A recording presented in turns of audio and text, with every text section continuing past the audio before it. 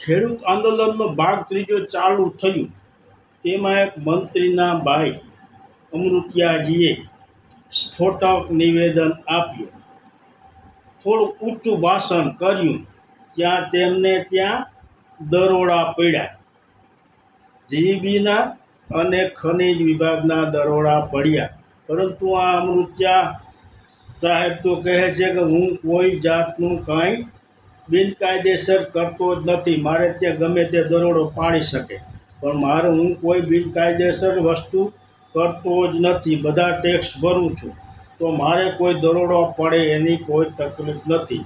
પરંતુ જુઓ, જ્યાં એક જ વ્યક્તિએ સ્ફોટક નિવેદન આપ્યું ત્યાં દરોડા પાડ્યા.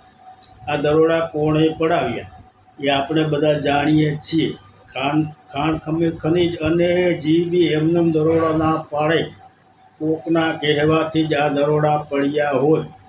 અને આ પણ ખેડૂત આંદોલન તોડવાનો એક પ્રયાસ જ છે.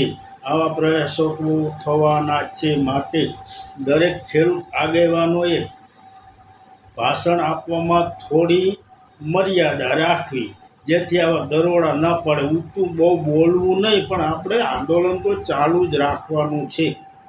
જય માતા.